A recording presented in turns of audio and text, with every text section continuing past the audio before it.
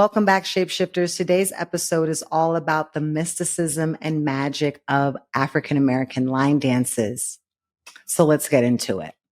So many of you, if you've looked online lately, are seeing this viral sensation of line dancing. Line dancing is something that we know originated, obviously, like every form of dance in the continent, but we know that it is something that has come over and used as a practice by Africans in America. And this traces itself all the way back to the ring shout and through the way that Africans in America express and syncretize their own spirituality through Christianity, because that was the form of worship that they were able to do under the system of chattel slavery. We know that moving in sync, moving in rhythm, as a polyrhythm, as a form of the drum, because they also were denied the drum, has been used as safe spaces of the cipher, as we see in hip hop, as liberatory spaces of collective healing and collective care. When you think about a herd, we know the power of the stampede in sync on the ground, the tapping on the earth is actually creating a level of energetic resonance, creates an entire force field that is being conjured up through the power of the foot touching the earth. When you think about African spirituality, we know that traditionally it is something that is practiced outside. That yes, we have shrines, but the first shrines are always in nature. We are singing along in unison. We're creating music. Music is creating a frequency. And so these line dances literally become a place of ceremony.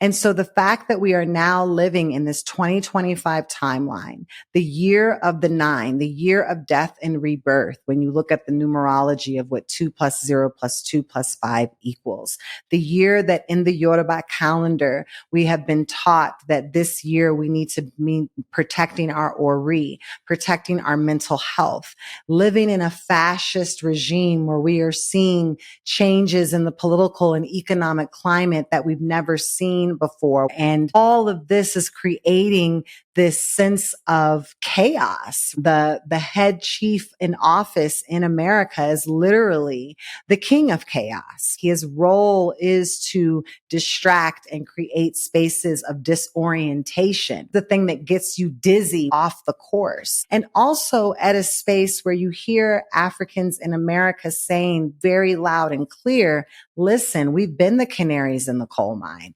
We told you the government was corrupt years ago. We told you the police were corrupt. We told you that the government spending was off. Nothing that is being told right now has been new. We have been stating this. There is scholarship, articles, conferences, convenings written all about freedom fighters lost. This has been the story. And yet our cries, our shouts, our support has been consistently ignored or used for the benefit of others.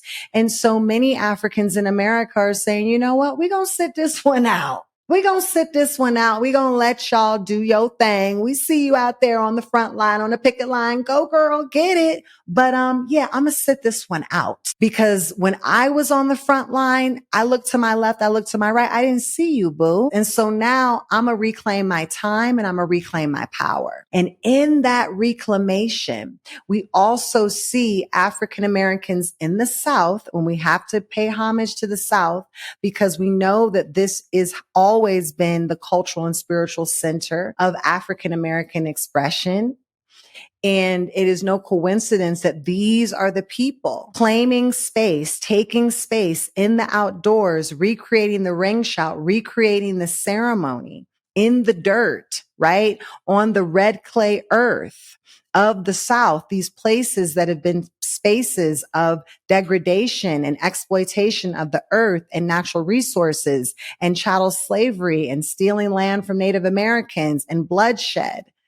And they are literally creating ceremony in real time together. They are energetically stabilizing and rooting a frequency of pride, of Black joy, of Black liberation, of Black creativity, and Black self-expression, not going against, but actually reclaiming. And when you think about the circle and you think about the pebble that goes into the ocean and all the concentric circles that the ripple effect, we are feeling that ripple effect. And that is why it is catching fire, if you will, in an all-time viral place where everybody wants to now come together to be in communion, that Black people are saying we want to move together. We want to dance to the same beat. We want to get in line with one another. We want to put our boots on the ground. We want to clap and ring shout. We want to get free. We're reclaiming these spiritual spaces in real time and counteracting them, saying that we can go into our spiritual toolbox, just like we can go into our economic toolbox, our academic toolbox, our political toolbox, but we're centering our spiritual toolbox in a very unique way. And so even though there are some Northerners and, the educated folk who gonna look down and be like, them just a bunch of country people dancing, for those of us who have eyes to see and ears to hear, we see that it's so much deeper than that. The people of the South have always been the ones who call us back to a part of our African spirituality that the Northerners like to sometimes forget. And so I just found that very interesting. And so I would recommend you learn to dance. Get in line, get into the dance, because there is so much power in moving together, let alone just the power of movement in and of itself and what it is able to do to your nervous system in these times, that it's not just about talking the talk anymore. The somatic practice of embodiment. We have to now embody the teachings. We have to move our bodies. We have to breathe. We have to sing. We have to shout. We can't just be up in our heads and on devices. We can't just be talking. We have to be living. We have to be breathing embodiments of this medicine. And that's what this is. This is a medicine, and we have the antidote, and we have everything that we need, because we can come together and form our own sacred circle. And within that circle is all the answers. And so we're being called back to that. So as that's happening in the metaphysical realm, that also is broadcasting out new forms of imagination for Black futurism around the world. So that's what I got for you today, Shapeshifters. I know it was short and sweet, but I thought that this was just something I'd like to drop on you. Keep listening for more, and I'll talk to you next week. Until then, keep shifting. Thank you for tuning in today, Shapeshifters. Your presence means the world to me, and I deeply appreciate you being here. If something resonated with you, don't forget to subscribe so you never miss an episode. Leave a comment and spread the love by sharing with others.